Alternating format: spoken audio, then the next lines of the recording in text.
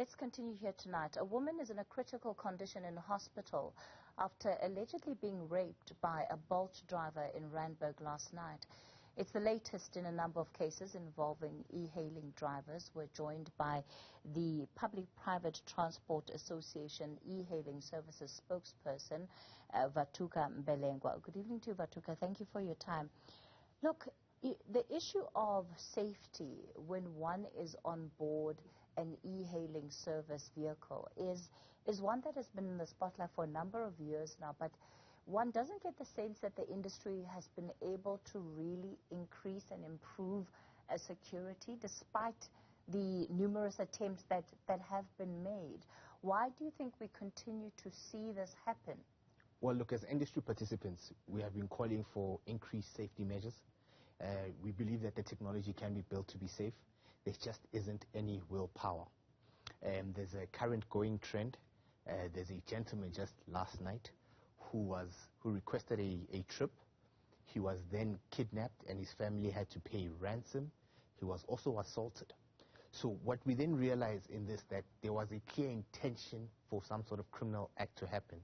And whether it was him or anybody else, these people were determined to then execute this crime.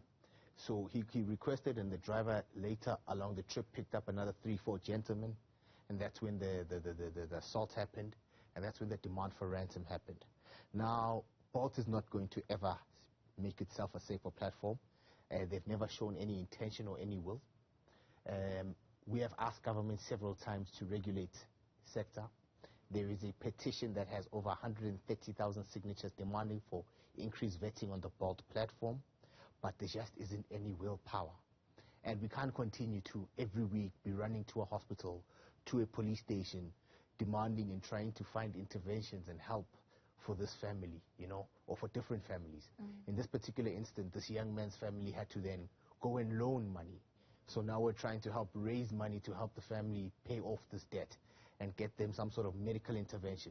And, people carry this shame as though it's their own fault, and it really isn't. And they need some sort of, therapy, somebody to speak to help them get through this. So, Vhatuka, the incident you're telling us about now is different to the one that we're speaking about that took place in Randburg. In this instance, you say a male was taking a ride and was kidnapped effectively. Yes. And ransom was sought, and he was also assaulted. He was assaulted, ransom was sought. How much did the family pay? Oh, north of 5,000 rand. The family then had to, they took his personal details. I mean, his cell phone was there, his personal family pictures were there, his addresses were there. They took a compromising video of him. And he's afraid to then speak up because he doesn't want to compromise his family in this manner. And more people are being compromised in this manner. What do you mean they took a compromising video of him? They took personal pictures. I mean, he was being tied up, he was being manhandled, he was being incorrectly handled. And there was threats to sexually assault him even in the process, And this was being recorded, and it was told that we know where you live, we'll put this out to the social media, we'll come for you, we'll embarrass your family, should you go and try get us arrested. And we're in the process of trying to encourage this young man to go and open a case and say, look, we'll stand with you. We need to tell the story, we need to put pressure on the law, but we can't put pressure on the law in the absence of a case number. We need this crime reported, it needs to be correctly documented, so we can then actively hold the correct authorities to account. Did the man in question, the victim here, did he have reason to not want them to post this image? Of course, there's the very natural thing that nobody wants pictures out of themselves, whether they undressed and those pictures being publicized. But if it's a crime that has taken place, there would be no reason why he would have to wear that shame himself. So I'm trying to understand what it was about that situation that would have compelled him to actually then say, no, don't post these pictures, I'll make a plan. I think more than anything, his concern his family. Yeah. His nieces, his nephews, who are then going to be exposed to this. Not so much himself. And even though his family is encouraging him to go forth and let's open a case, let's get through this together, he's more concerned about them. And you know, we're trying to create a safe space and make him comfortable enough to know that it's okay, we can journey through this.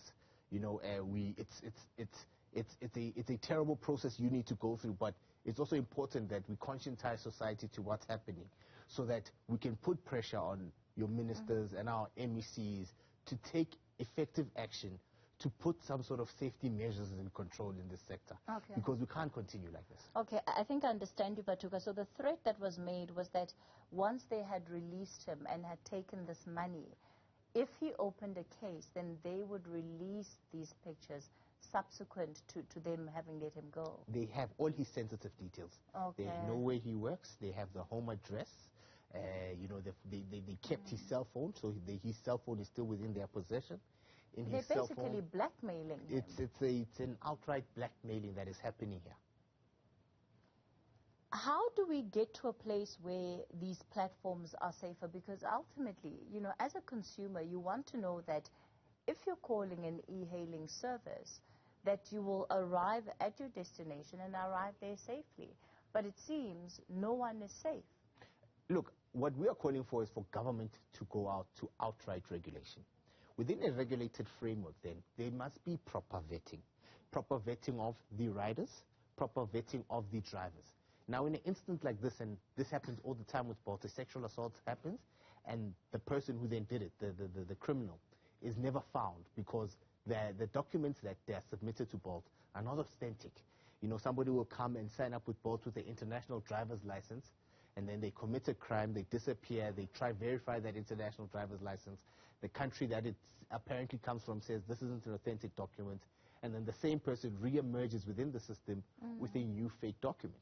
So if government then goes to full regulation, it falls upon government to vet everybody who's participating in this industry so that we know that tomorrow, should a Kathy be a victim, we can pick up, based on the request, who's the driver that did that service. Do you think We've that Bolt should still be allowed to continue operating in this country, given the fact that they are the provider that is often named when it comes to matters of violence, including sexual violence in their vehicles, but they also seem to be the most non-responsive when it comes to improving their safety measures? Look, if I had the authority to take that decision, I'd have them out the country as in yesterday. Requesting a Bolt is equivalent to requesting a rape. There are more sexual assaults than we realize that take place on this platform, not only of riders, but even of the female drivers who operate on that platform. Unfortunately, only a few make it to mainstream media. But if you had to have the whole extensive report of how many people are victimized on these platforms, it's a horrific story. It's not one that should be a South African story. Is it just limited to Bolt, though? No, it's not just limited to Bolt. Uber has its fair share. Uber has more than its fair share. Historically, I think they've attempted over the years to try and improve, but essentially there's still a vast amount of sexual assaults that happen there. They are very proactive with their PR to keep it out the media. They are very proactive in trying to silence the victims and you know, find a way to compensate them. You know, they take no accountability.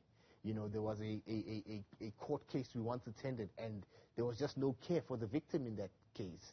You know, Uber was more interested in protecting its brand so it can continue to operate. And they try their best to disassociate themselves from the issue instead of actually confronting and addressing the issue. What can commuters do to better protect themselves? Because, you know, by the sounds of it, the suggestion is that, well, the best protection is to really just stop using these platforms, and I don't know that that's an option for many people. Well, look, South African platforms are really trying to come to the forefront. It's been a difficult challenge for them because Uber and Bolt have monopolized sector and they undercut pricing quite vastly. South African platforms are committing themselves to better vetting processes, and we're going to say to people to maybe start exploring those local apps. You know, you've got an app called Taxi Live. It's a local solution. You've got Drive By, a local solution. You've got an app called MJ Rides, which is soon to launch. It's a local solution. Let's begin to explore localized solutions so we can protect our own, because at least locally, there's a vested interest. These international companies are not here to build the South African economy. They're not here to work. They're simply here to extract what they need for themselves. They're simply here to grow their bottom line, no matter what the cost is, whether it's a human life, whether it's somebody's future. It doesn't matter to them, as long as their bottom line is forever growing. And more than anything, we need political will. Spokesperson for the Public-Private Transport Association, Vhatuka Mbelengwa, and that's part of what they have to say about what we've seen, absolutely concerning the state and the rate of violence that is taking place when it comes to commuters who are using the e-hailing driving services. You can expect more on the story.